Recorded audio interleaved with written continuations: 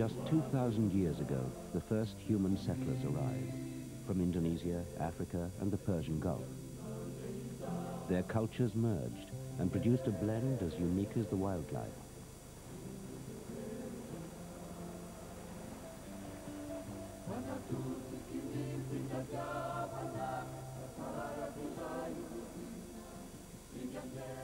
But they also brought with them alien slash and burn farming traditions.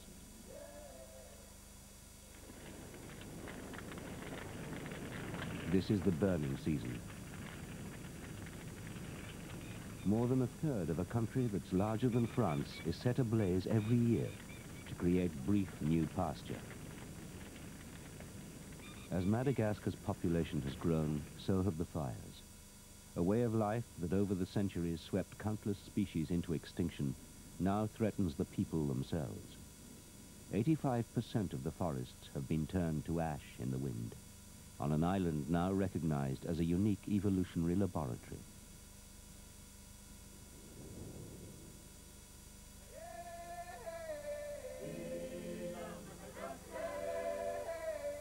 Madagascar broke off from Africa nearly 200 million years ago. 200 years ago, a French explorer could write, "Madagascar is the naturalist's promised land, where you meet bizarre and marvelous forms at every step."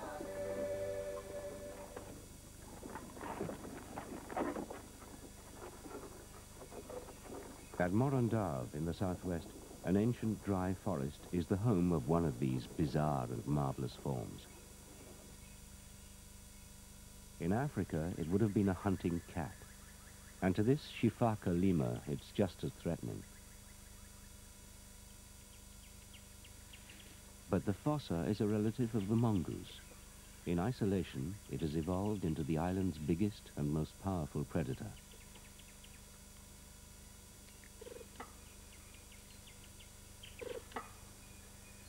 The Shifaka warn each other of the danger.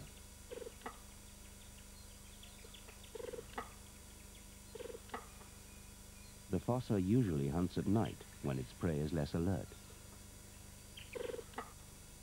In daylight, the adult Shifaka is too wary to be caught easily.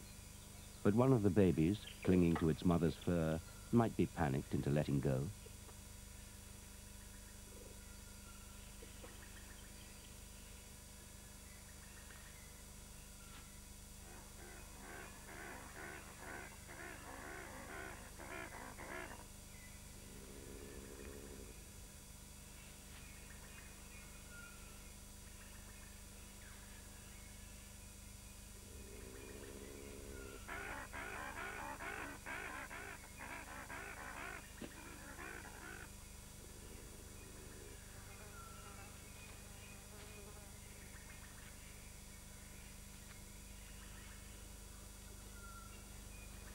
Millions of years of hunting agile prey has endowed the fossa with its own superb agility. But it has its limitations. It cannot climb a tree trunk, which it can't grasp with its two front paws. A large baobab might as well be a glass wall.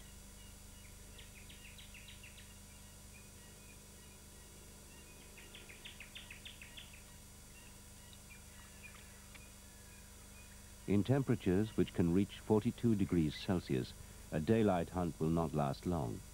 So for the mongoose that would be a leopard, it's time to wait till the cool of night. At dusk, another member of the mongoose family hunts on the forest floor.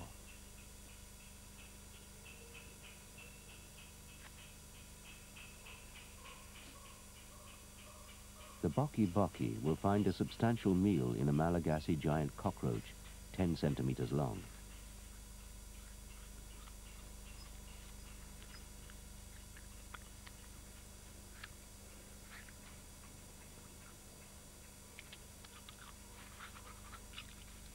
Giants have evolved in Madagascar, only to be lost in a wave of extinctions.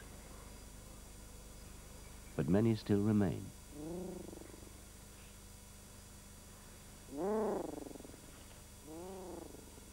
The Malagasy giant rat is the size of a rabbit and is one of 10 rodent species unique to the island. but this one is found only in a small part of Morondave. The rats emerge at night to feed on fruit, seeds and bark.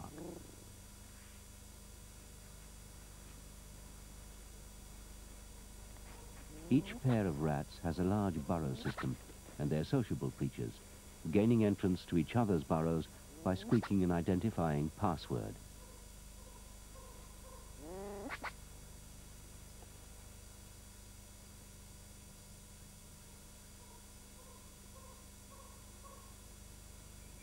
Dawn in the dry forest of Morondave, and the start of another blazing Madagascar day. As the dry season begins, the few watering holes are drying out, and there won't be rain at Morondave for more than 9 months. Baobab trees can store water in their spongy, bottle-shaped trunks. But the surface water is evaporating, and the birds have to make the best of a dwindling supply.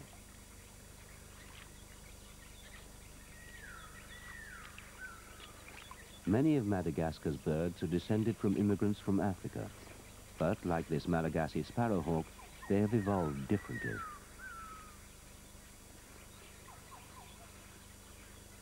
The Malagasy harrier hawk is another example, and is much more colorful than its African cousin.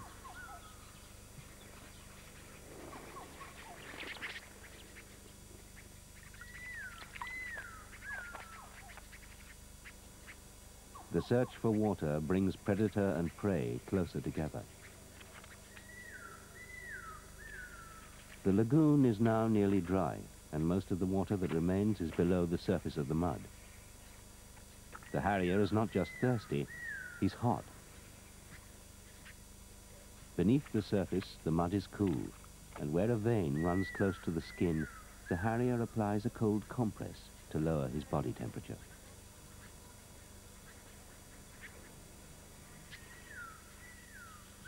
The heat is no problem to another of the island's endemic species.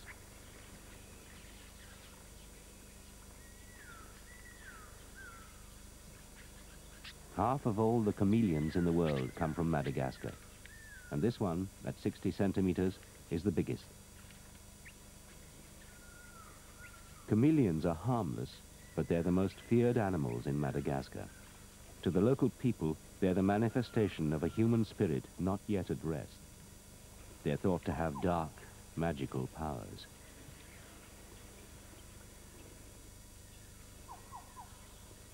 According to one old saying, the chameleon's independently swiveling eyes enable it to keep one eye on the past, one eye on the future.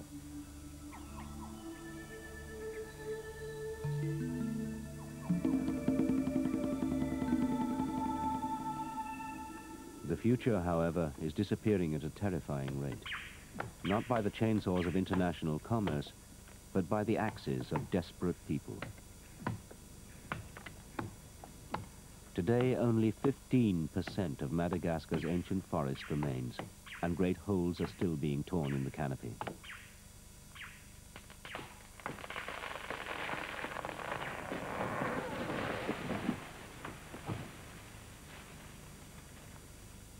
There's now a flood of foreign aid to try to slow the destruction. These forest guards are being trained by the Worldwide Fund for Nature as part of a 15-year plan to save Madagascar. If the conservationists cannot succeed in a place as special as this, there's little hope for the rest of the world.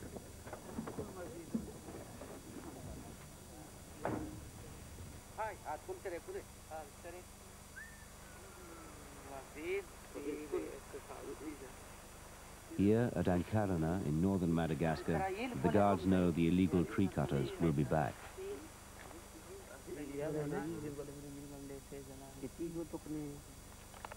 The trunk is nearly dry enough to be cut into planks.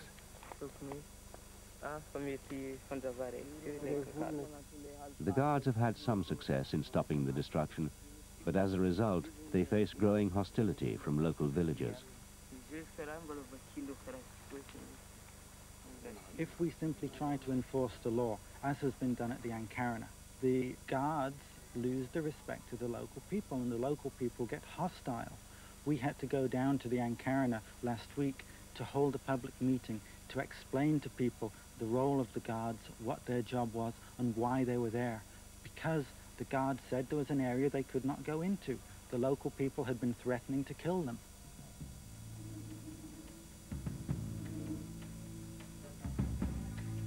A lethal natural barrier defends part of this northern forest, the Ankarana Massif.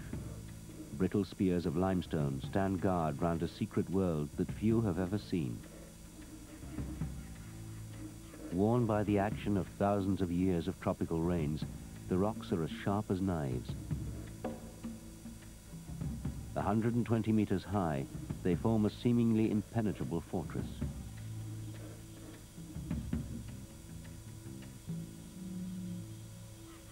Inside these walls lie pockets of sunken forest, dark even on the brightest day.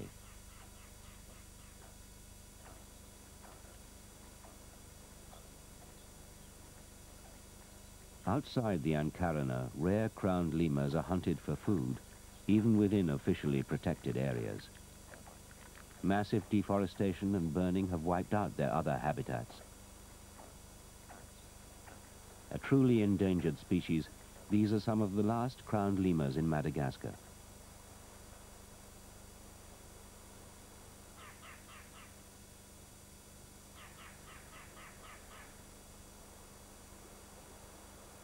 Other wildlife flourishes within the fortress, like the Galidia elegans, the red mongoose of Madagascar.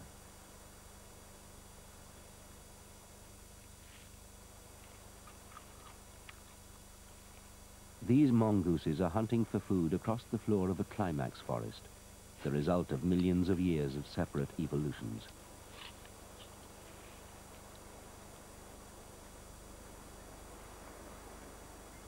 Three distinct races have evolved in Madagascar, and thanks to their broad diet, they're still fairly common where they have forest undergrowth in which to hunt.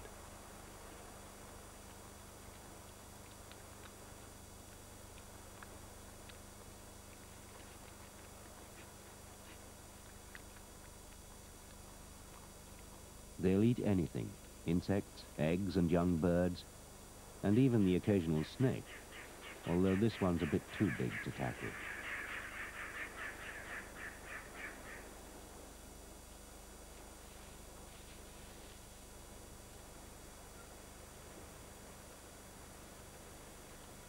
Barely visible in the fold of a tree, a nocturnal leopy lemur waits out the hot daylight hours.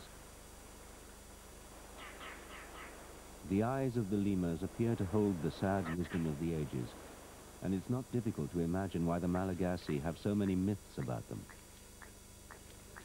To them, the lemurs are their ancestors from the forests.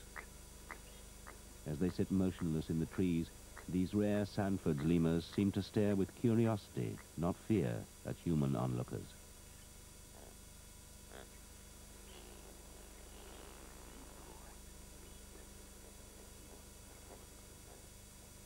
Virtually all the remaining Sanford's lemurs live in the Ankarana, most of them in a place called the Grand Canyon, a wide forest gully lying between the limestone pinnacles.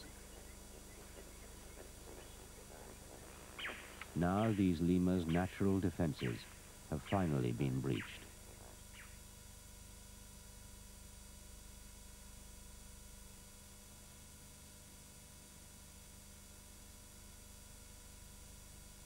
Since 1988, the canyon has been illegally felled by a powerful commercial logger, despite attempts to stop him.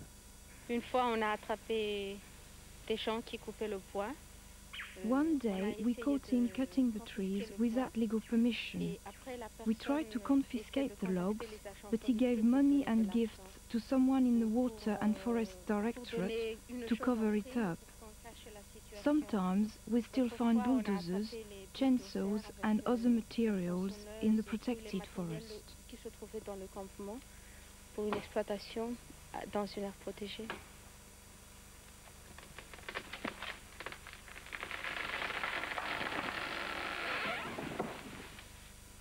Secretly hiring village labor, Georges Kama and his business consortium have reaped rich and illegal rewards. Yet they blame others for the destruction of the forests. People accuse us of being the exploiters of the forest because we have the machinery and the permits. But the truth is, we're not. Doctors, vets, soldiers, anybody. They all cut the forest, and they do it without any permits. Every time there is a problem, they blame us, but it's really the black market. We wish we could tell the authorities that. Then there would be no problem, and we could continue working.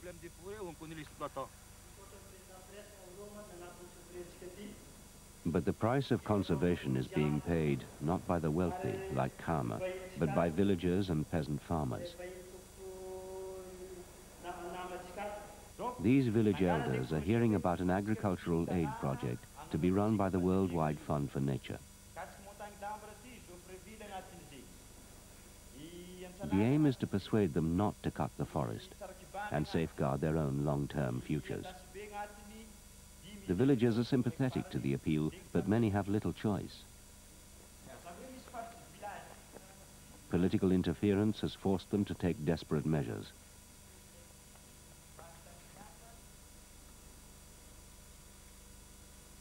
A nearby protected forest.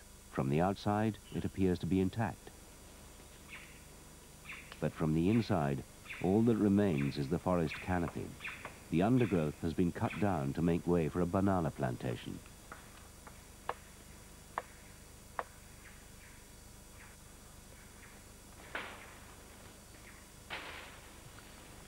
The farmers here have had to move illegally into the forest because a private company with government connections called Procops took away their only means of survival, their fields.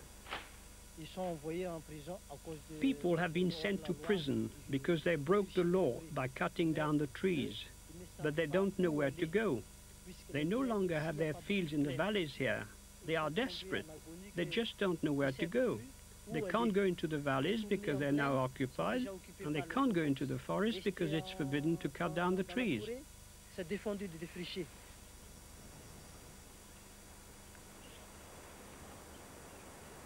The sheer pace of destruction in Madagascar is awe-inspiring. Slash and burn farmers continue to cut away the forests that anchor the hillsides, and here the early signs of catastrophic erosion are already appearing.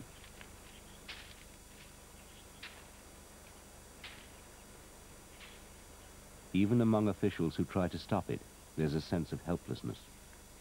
I was frightened by what I saw in terms of slash and burn of the slopes. So I went to see the local authority, and I said, how do you allow this slash and burn to take place? And he said, Monsieur, je m'excuse. This morning, just this morning, I have here a farmer, paysan, who told me he has 12 children, and he has a very small plot of land, which doesn't give him enough food to sustain his family. And he asked me for a permit. Now, what can I do? He said. Shall I condemn that family to death? But as more of the hillsides are cleared, the terrifying logic of ecological destruction takes over.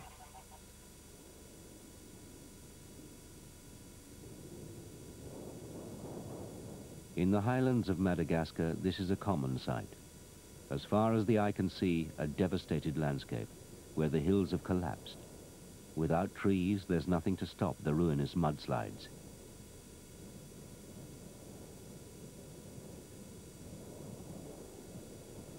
A rich but thin layer of topsoil was washed away from these hills long ago, and the streams are now clogged with the underlying red clay.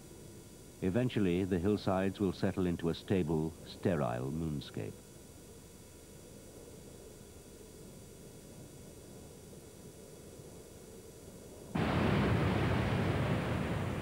As the clay seeps into the rivers, a torrent of red water crashes down towards the ocean.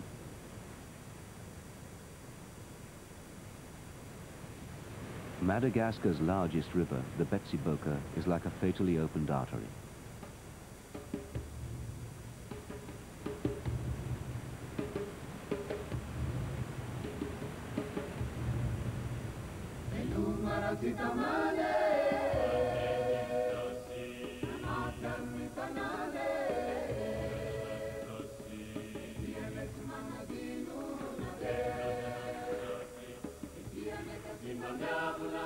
The fishermen of the Betsiboka Delta have become accustomed to working in these shallow and permanently reddened waters.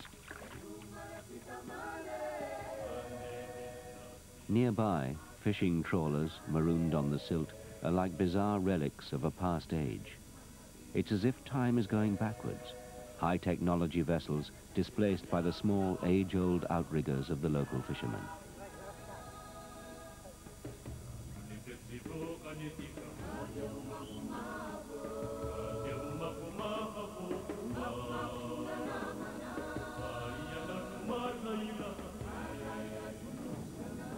In Madagascar, all the evidence of disaster seems to be accepted with little alarm.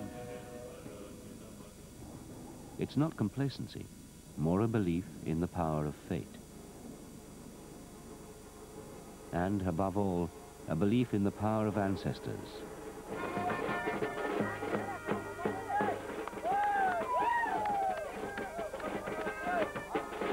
This is a Famadian, a festival of the dead. For these villagers in the highlands of Madagascar, the spirits of the ancestors are still part of the living community. They believe that all problems, including natural disasters, can be solved by drawing on the power of the spirit world.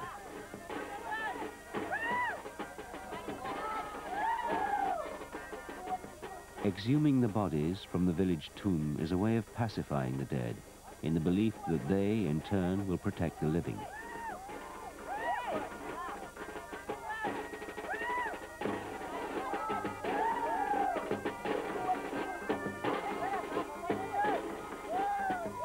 The bodies are shrouded in white ceremonial cloth amid a carnival atmosphere. In a culture where human spirits never die, the recognition of a dying natural world has been slow in coming.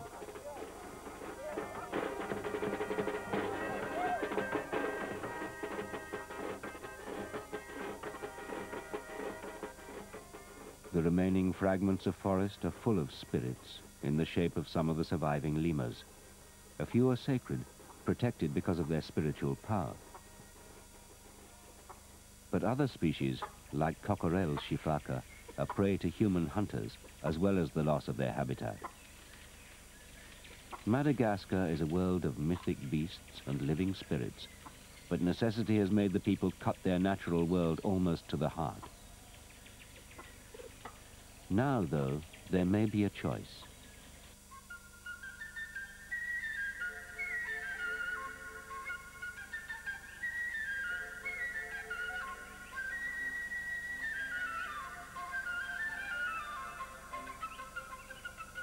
Music in the cool of dawn plays through the strangest forest on earth. A forest that is completely without shade against a fierce desert sun. Here, the trees are clad with tiny leaves and large cactus-like thorns.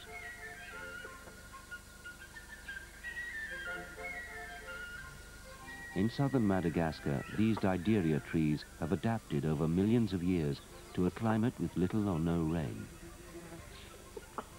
Their thorns once protected them against thirsty prehistoric animals, but they seem to pose no threat to the Veros shifaka that now occupy the trees.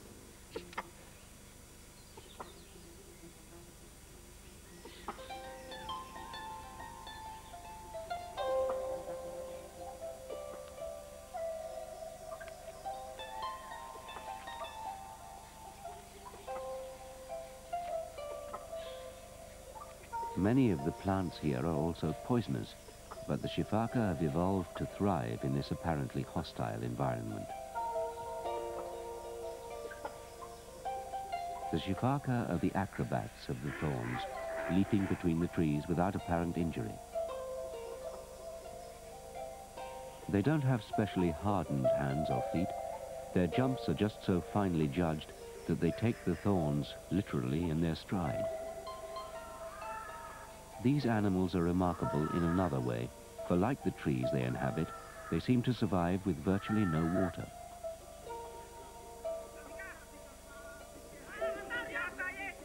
But in a forest still armored against animals now long extinct, the trees have no defense against people. These are Antandroy villagers. Their name means people of the thorns.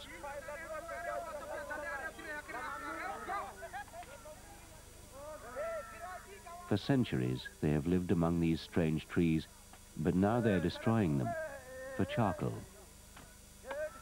Charcoal burners are cutting through this forest so fast that it could soon disappear completely. Shallow pits are dug to burn one of the most ancient woodlands in the world.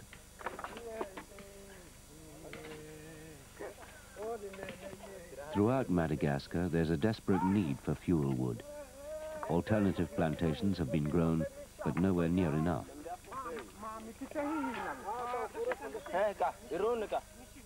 When the need for charcoal was confined to the local villages, the native forest had time to regenerate.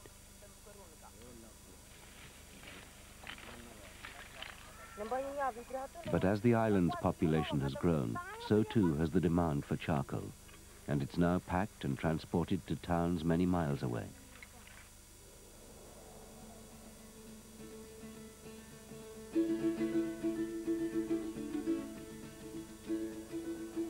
Deeper into the forest, other antandroi keep traditions alive that act as powerful defenses of the place and its animals. In the village of Hasafuts, the people of the Thorns follow a way of life strongly ruled by fadi, or taboo. They keep cattle, but they eat meat only on important ritual occasions, like funerals. The antandroi express horror at the thought of eating any wild animal, because human spirits are closely identified with the life of the forest. According to the old antandroi beliefs, to disturb their natural world is to invite catastrophe.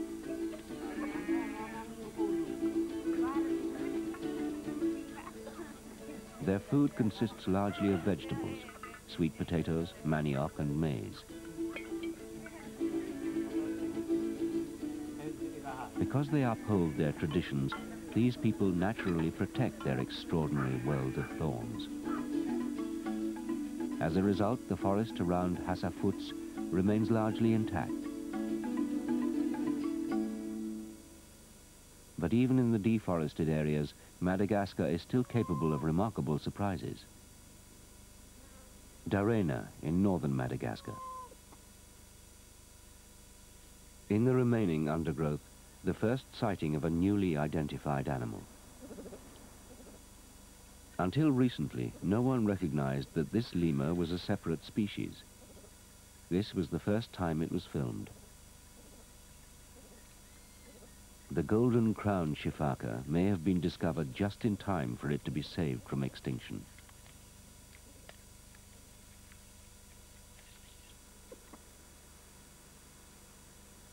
These ragged lines of trees are vital pathways connecting 6 larger patches of woodlands inhabited by the shifaka. But the pathways of trees are being cut down for fuel wood by local villagers.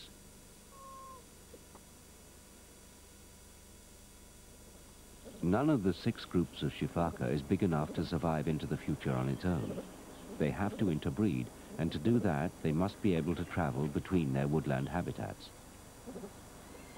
Without the pathways of trees, the constant presence of birds of prey will trap the shifaka in their isolated forest remnants. These woods were due to be cut down for charcoal. Now they're likely to be protected by law. With less than 1,000 animals left, it's a strategy that has to work. Now that the world recognizes the plight of Madagascar's unique animals, extinction is not inevitable.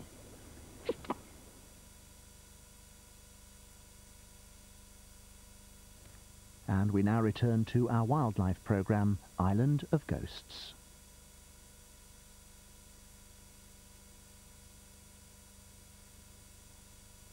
A small group, led by Don Reed, is working to save yet another species that has been hunted close to the edge of extinction, the plowshare tortoise. His breeding program received Malagasy and international support at a time when only 30 animals remained. Fairly high. Plowshare tortoises get their name from the prong that juts out from the bottom of their shell.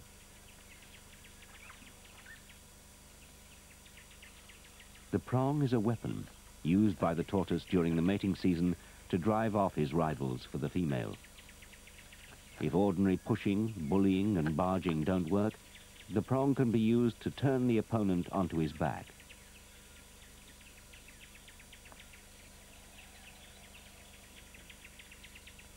This time, though, the loser knows there's no contest, and he turns away to avoid being tipped over. As his rival concedes defeat, the victor turns his attention to the female. Now it's her turn to be butted, and the prong has a different effect.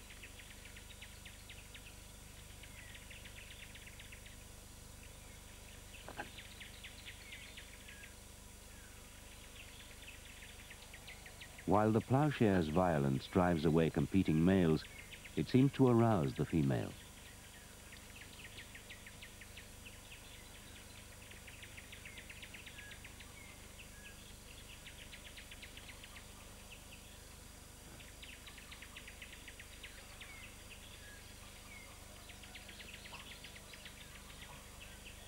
The male uses his tail, which has a groove along it, to inseminate the female, and that's the end of his parental duties.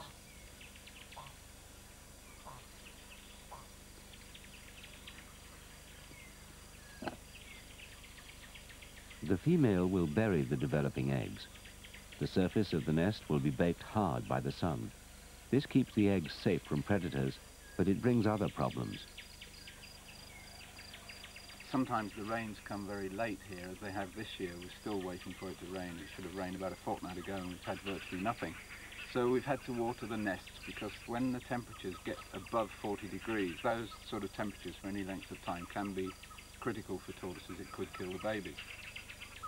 But we found in our first or multiple nesting season that the babies may hatch out of the eggs, but can't leave the ground because the ground is too hard for them to dig their way up.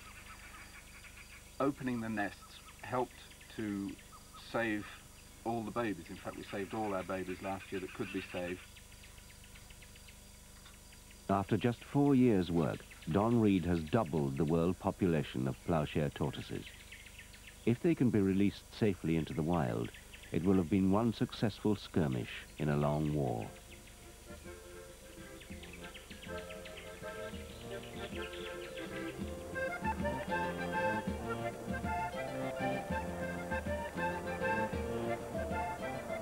In Madagascar's capital, Antananarivo, the busy market is the starting point for a battle against another kind of extinction. Nat Kwanzaa, a young Ghanaian botanist, is looking for clues to some of the forest's most closely guarded secrets. Among the herb stalls is an ancient folk knowledge about the forests as a source of medicine. No one will ever know where these cures came from, but with the exorbitant prices of Western drugs, many Malagasy depend on the old remedies.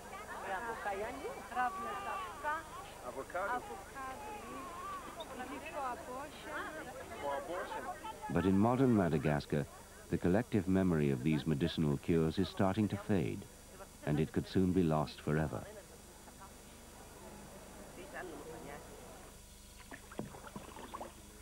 Only in the remotest places is it still strong. Most of this information on the uses of the plant are passed on from generation to generation. And in the course of doing this work, we came across an elderly person, and he didn't know anything about medicinal plants, which to me was a bit strange. So I said, how come? He said, my father died before he could teach me. So there is that chance.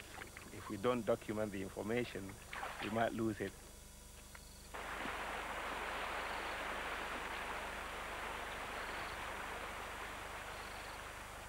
To record this information before it's lost, Nat Kwanzaa and his students have to reach an isolated mountain in the north of the island.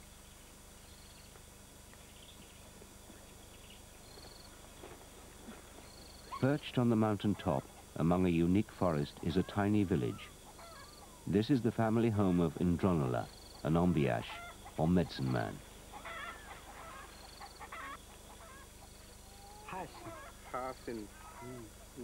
With the knowledge handed down through generations, Ndronola knows much more about this forest than any trained botanist.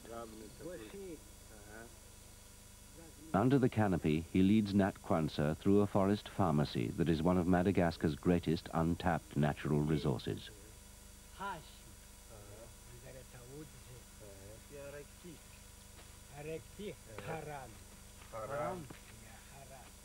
Almost all of Ndronela's cures are unknown to Western science.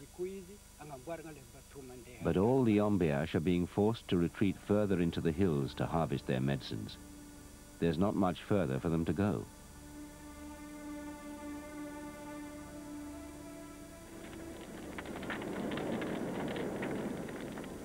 An old Malagasy story tells of a great fire that swept through the island's central forests 1,000 years ago.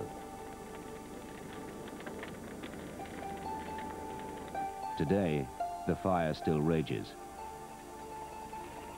After just a few years of burning, the land becomes sterile and the forests can never return.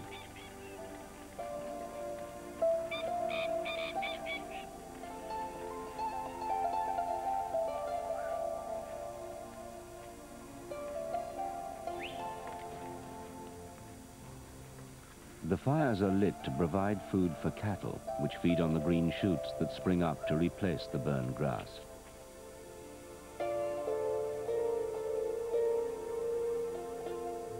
The result is a wasted and eroded land, where the people grow poorer.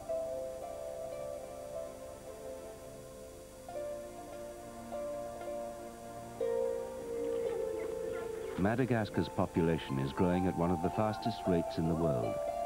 Half the people are under the age of 14, and family income is $200 a year and falling. In an island culture ruled by ancestors, the environmental destruction will only be slowed down if some of the ways of the past are abandoned.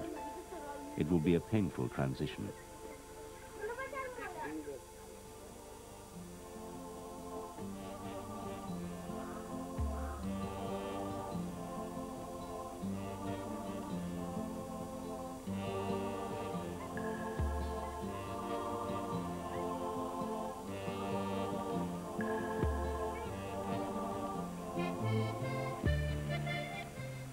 The true rhythms of the island are found here in the rice fields.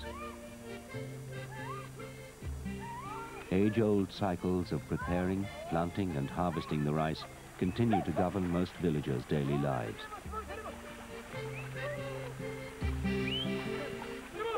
But Madagascar is being forced by poverty and environmental destruction to look for an alternative destiny. One hope for the future lies in the island's vast, untapped mineral wealth, but its exploitation will affect the lives of many Malagasy, some more drastically than others. These are the fishing grounds of the Antanush, or people of the island.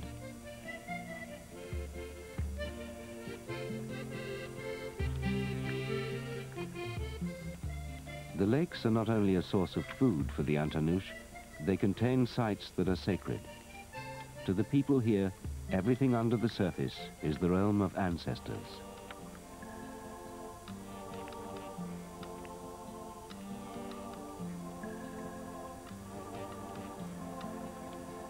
But the waterways and the nearby forest have a new leaseholder, QIT, a subsidiary of the giant mining company Rio Tinto Zinc.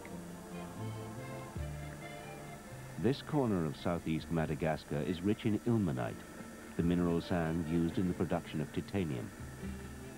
Serge Lachapelle, the mine's director in Madagascar, admits the project will change the lives of the Antanush.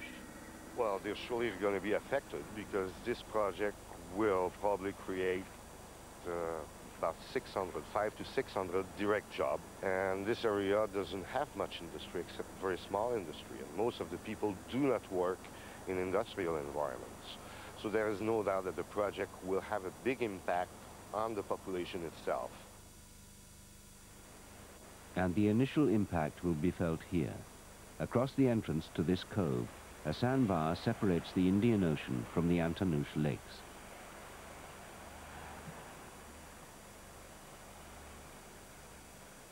This will be the site of an industrial harbor. The sandbar will be removed and the Indian Ocean will flow directly into the freshwater inlet. Yards away from the proposed harbor entrance stands the village of Ivatre. What will happen to its inhabitants isn't yet clear, but it's unlikely they could stay.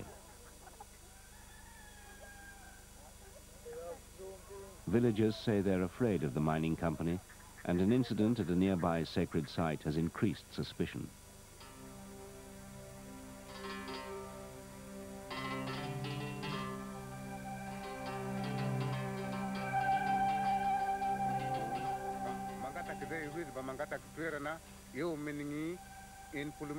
We found some people at these tombs, and we asked them, "What are you doing here?"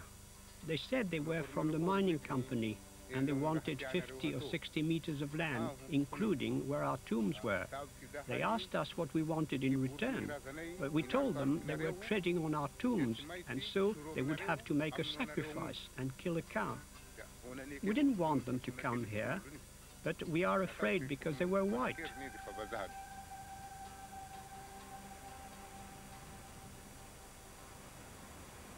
The mine will also cut through this rare but damaged sand dune forest. QIT claim that they will do more than restore it. We could replant it as it is, but I believe that people will want us to put trees on. The shape of the forest will probably change a little bit. But after 5 to 10 years, from here, it will look basically the way it looks now. The forest's wildlife, like this boa constrictor, will also be in the way of the mine. An important environmental report on the forest has turned up 3 reptiles and 48 plant species that are new to science.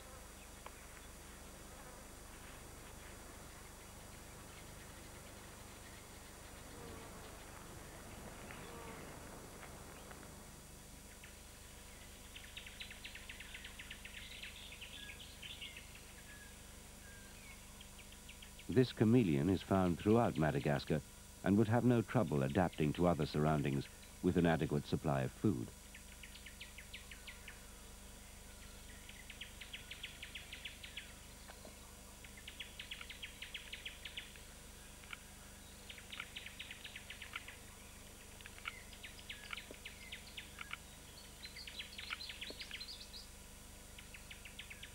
But the pitcher plant is only found in the southeast of the island.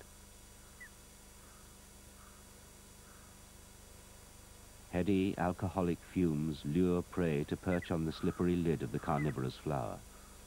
Small frogs and insects provide the plant with the nutrients it cannot get from the sandy soil.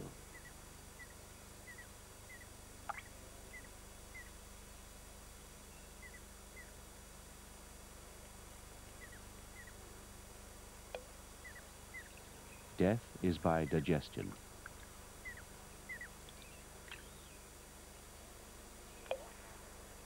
A final decision on whether the mine will cut through this forest hasn't yet been made. A key investor, the World Bank, says its support is conditional on estimates of the environmental damage. There's no doubt the bank is sensitive to international criticism. We know that the project is economically feasible. We still don't know what are going to be the environmental costs. Now, suppose the Malagasy government would decide that despite the cost, it would wish to go ahead with a project. The international community may attach a higher cost than the Malagasy government or the Malagasy people to the environmental impact. What will be the situation then? Will the international community be prepared to compensate the Malagasy government for the loss of revenue? But it's not just hard cash that will keep Madagascar's unique heritage alive.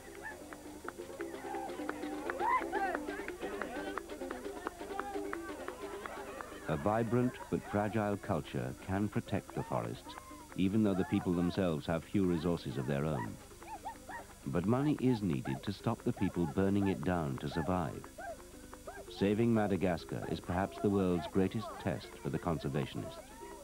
It will take money and imagination to fight 2 battles, against extinction and poverty.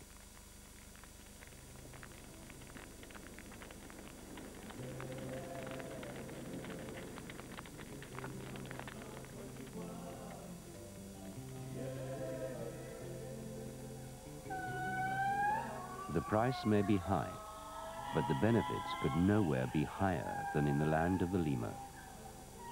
the island of ghosts.